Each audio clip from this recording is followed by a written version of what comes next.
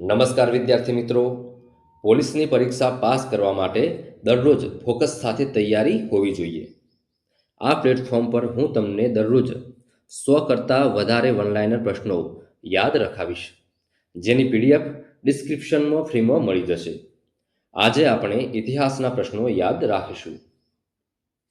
આપણો પ્રથમ નંબરનો પ્રશ્ન છે, હડપ્પા સભ્યતામાં યુગ્મ સમાધિઓના અવશેષો ક્યાંથી પ્રાપ્ત થયેલા છે? જેનો જવાબ છે લોથલમાંથી. ઋગ્વેદ સંહિતાના તૃતીય મંડળમાં 10મો મંત્ર કયો છે? ગાયત્રી મંત્ર. ગાયત્રી મંત્રને સાવિત્રી મંત્ર અને અમૃત મંત્ર તરીકે ઓળખવામાં આવે છે. આની રચના કોને કરી છે? વિશ્વામિત્રએ કરી છે. 4 નંબરનો પ્રશ્ન, ઋગ્વેદમાં ધનંજય તરીકે કોને ઓળખવામાં આવે છે? અગ્નિને ઓળખવામાં આવે છે. 5મા નંબરનો પ્રશ્ન, ભારતનું રાષ્ટ્રીય સૂત્ર સત્યમેવ જયતે, જે ભારતના રાષ્ટ્રીય ચિહ્નની નીચે કોતરેલું છે, તે શામાંથી લેવામાં આવ્યું છે? મુંડકોપનિષદમાંથી લેવામાં આવ્યું છે. લોખંડ માટેનો સાહિત્યિક સંદર્ભ શામાં જોવા મળે છે? યજુર્વેદમાં જોવા મળે છે.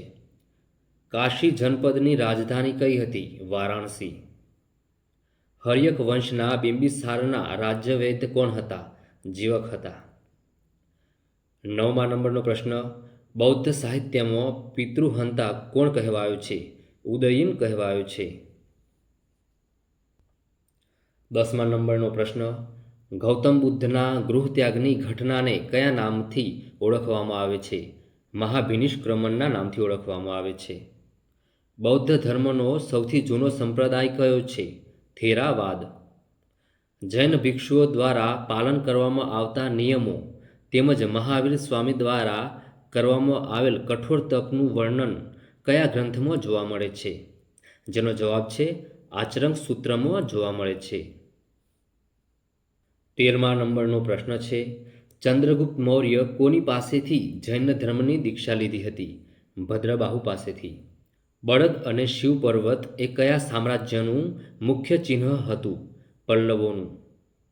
પ્રસિદ્ધ સંસ્કૃત વિદ્વાન દંડી કોના દરબારને શોભાવતા હતા? નરસિંહ વર્મન દ્વિતીયના દરબારને શોભાવતા હતા.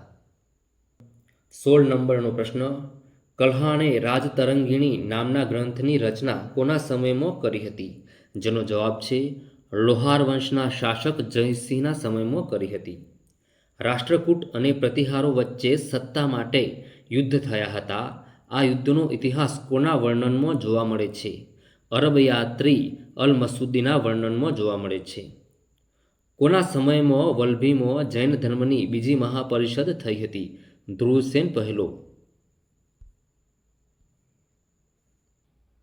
19 નંબરનો પ્રશ્ન, ભારતમાં આવનારા ચીની યાત્રીઓમાં છેલ્લો ચીની યાત્રી કોણ હતો? ઇત્સિંગ હતો. ભારતના ઇતિહાસમાં યાત્રાળુઓના રાજકુમાર તરીકે કોણ ઓળખાય છે? હ્યુએન ત્સાંગ ઓળખાય છે. વિક્રમશિલા વિદ્યાપીઠની સ્થાપના કયા શાસકે કરી હતી? પાલ શાસક ધર્મપાલે કરી હતી.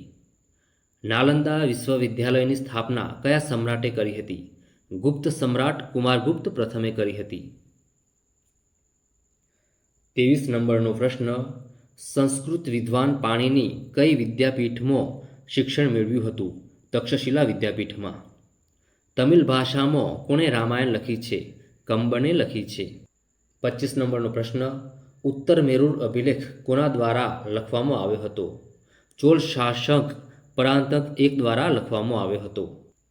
દિલ્હીના કયા સુલતાને સૌપ્રથમ નહેર નિર્માણ અને ડાક વ્યવસ્થાની શરૂઆત કરી હતી? ગ્યાસુદ્દીન તુગલકે કરી હતી.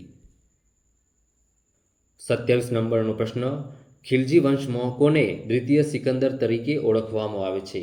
અલાઉદ્દીન ખિલજીને. કુતુબુદ્દીન ઐબકને તેની ઉદારતાના કારણે કયા નામથી ઓળખવામાં આવતો હતો? લાખ બખ્શના નામે ઓળખવામાં આવતો હતો. સૂફી સંતોના નિવાસ સ્થાનને શું કહેવાય છે? ખાનકાહ કહેવાય છે. 30મા નંબરનો પ્રશ્ન, ભારતમાં આવનાર પ્રથમ સૂફી સંત કોણ હતા? જેનો જવાબ છે દાતા ગંજબખ્શ હતા, જેમનું બીજું નામ છે અલ હુજ બીરી. અનુભવ મંડપની સ્થાપના કયા ધર્મના અનુયાયીએ કરી હતી? લિંગાયત ધર્મના અનુયાયીએ કરી હતી. 32 નંબરનો પ્રશ્ન, શંકરાચાર્યનો જન્મ ક્યાં થયો હતો? કેરળના કલાડીમાં થયો હતો. અમદાવાદના કયા સંત પરબ્રહ્મ સંપ્રદાયની સ્થાપના કરી હતી? દાદુ દયાળે કરી હતી. 34 નંબરનો પ્રશ્ન, અકબરના સમયમાં આવનાર પ્રથમ યુરોપિયન યાત્રી કોણ હતો? રાલ્ફ ફિચ હતો. શાહજહાંના સમયમાં ગુજરાતમાં પડેલ ભીષણ દુષ્કાળનું વર્ણન કોણે કર્યું હતું? જેનો જવાબ છે પીટર મોન્ડીએ કર્યું હતું, જે અંગ્રેજ યાત્રી હતો. પાણીપતનું પ્રથમ યુદ્ધ કોની કોની વચ્ચે લડાયું હતું? બાબર અને ઇબ્રાહિમ લોદી વચ્ચે લડાયું હતું. 37 નંબરનો પ્રશ્ન, કયા મુગલ સુલતાને સુલતાન એ આદિલની ઉપાધિ મેળવી હતી? અકબરે મેળવી હતી. જહાંગીરના શાસનકાળ દરમિયાન બ્રિટિશરો કઈ જગ્યાએ આવ્યા હતા? મછલીપટ્ટનમમાં આવ્યા હતા. મુઘલ કાળમાં પ્રથમ વખત ઉત્તરાધિકારી માટે કયા બે રાજકુમારો વચ્ચે યુદ્ધ થયું હતું? શાહજહાં અને શહરયાર વચ્ચે યુદ્ધ થયું હતું. 40 નંબરનો પ્રશ્ન, ભારત આવવાનો જળમાર્ગ શોધવામાં સફળતા મેળવનાર વાસ્કો દી ગામા કયા દેશનો રહેવાસી હતો? પોર્ટુગલ. પોર્ટુગીઝ સરકારે હિંદમાં તેના પ્રથમ ગવર્નર તરીકે કોની નિમણૂક કરી હતી? ફ્રાન્સિસ્કો ડી અલ્મેડાની નિમણૂક કરી હતી. 42 નંબરનો પ્રશ્ન, બીજાપુરના શાસક આદિલ શાહ યુસુફ પાસેથી ઈસવીસન 1510માં કોણે ગોવા જીતી લીધું હતું? અલ્બુકર્કે જીતી લીધું હતું. કોના આગમનથી ભારતમાં ગોથિક સ્થાપત્ય કલાનું આગમન થયું? પોર્ટુગીઝોના આગમનથી. ડચોએ સૌપ્રથમ કઈ જગ્યાએ વેપારી કોઠીઓ સ્થાપી? પુલિકટ અને મદ્રાસમાં સ્થાપી હતી. 45 નંબરનો પ્રશ્ન, ઈસવીસન 1759માં બેદરાનું યુદ્ધ કોની કોની વચ્ચે થયું હતું? અંગ્રેજો અને ડચો વચ્ચે થયું હતું. ભારતમાં આવનાર પ્રથમ બ્રિટિશ નાગરિક કોણ હતો? જ્હોન મિલ્ડેન હોલ હતો. જહાંગીર સાથે મુલાકાત કરનાર પ્રથમ બ્રિટિશ રાજદૂત કોણ હતો? કેપ્ટન હોકિન્સ હતો. 48 નંબરનો પ્રશ્ન, 1761માં પાણીપતનું ત્રીજું યુદ્ધ કોની કોની વચ્ચે થયું હતું? અહેમદ શાહ અબ્દાલી અને મરાઠાઓ વચ્ચે થયું હતું.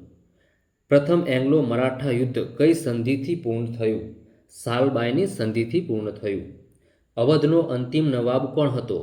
વાજિદ અલી શાહ હતો. વિદ્યાર્થી મિત્રો, વિડીયો તમને ઉપયોગી થયો હોય તો વિડીયોને લાઇક કરી દેજો અને તમારા મિત્રો સાથે શેર કરજો. ચેનલ પર નવા હોય તો પ્લીઝ ચેનલને સબસ્ક્રાઇબ કરી લેજો. મળીએ છીએ બીજા નવા વિડીયોમાં. ત્યાં સુધી તમારું ધ્યાન રાખજો, તૈયારી ચાલુ રાખજો. જય હિન્દ, વંદે માતરમ.